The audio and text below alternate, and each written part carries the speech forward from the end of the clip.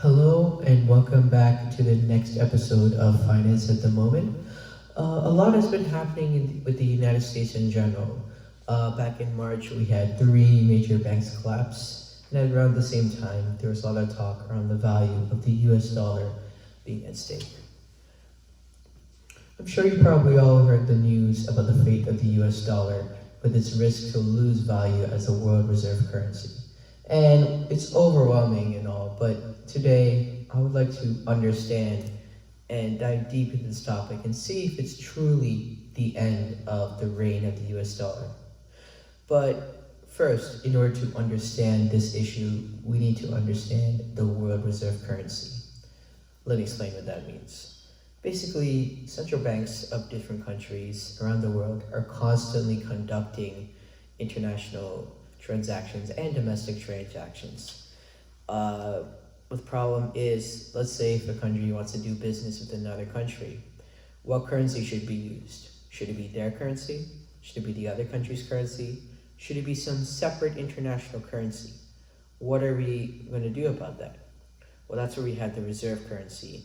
It's that default currency that a default currency tied to a specific country that all other countries use as a default for international transactions. So currently, our world reserve currency is the US dollar. What that means? Well, all international business between countries is done through USD.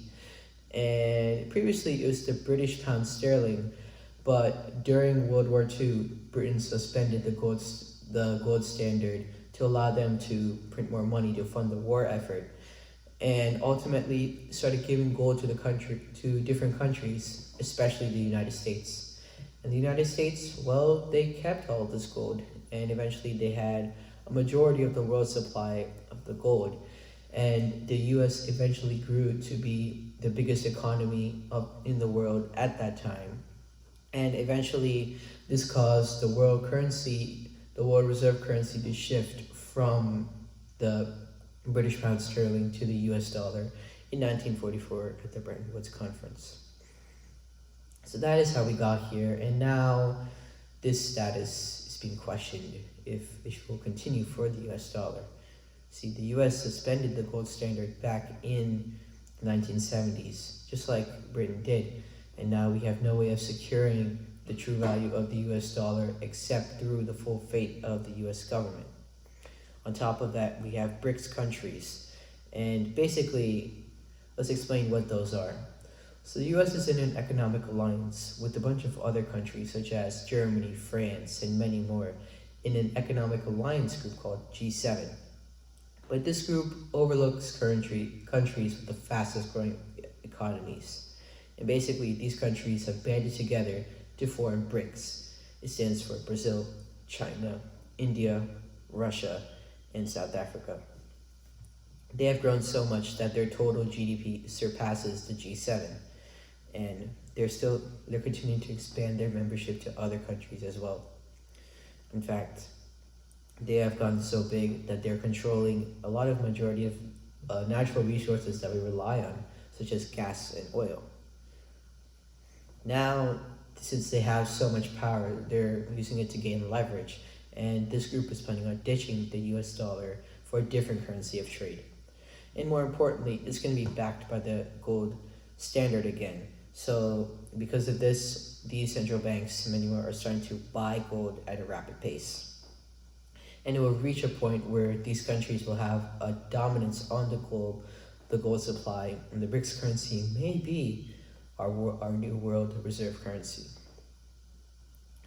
And there's an incentive for this because countries like Russia really do not want to use USD as our world reserve currency because of the economic sanctions.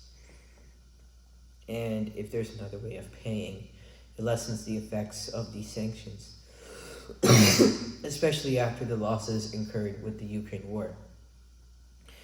However, at the end of the day, only time will tell. But it's safe to say that right now, the world reserve currency status will not really shift away from the US dollar as of right now. I mean, the US dollar, it still has 90% dominance in foreign exchange markets, and it's used in half of other international transactions happening through the US dollar. The US has a strong military influence, and it's still considered a superpower.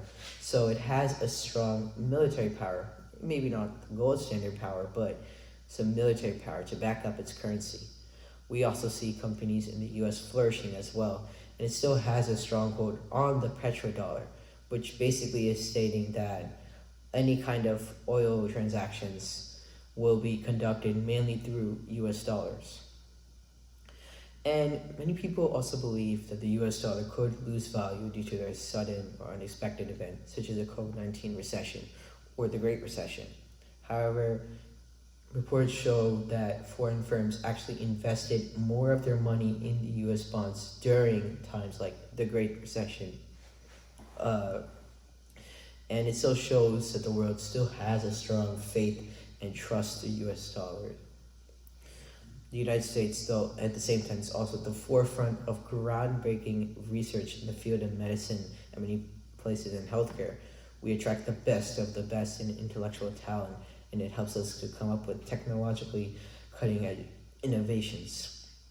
Right from the use of anesthesia in 1944 to the next generation of mRNA vaccine technology, or PSMA targeted therapy in prostate cancer, medical research, and futuristic medical innovations. These forefront cutting edge medical innovations will continue to make the US dollar a strong and trusted investment option. Now, like I said, we'll have to see down the road what will happen, but currently there's not really much to worry about. I mean, it still has been a world reserve currency for 100 plus years, and there's no evidence of it starting to lose its status so greatly. But yeah, only time will tell.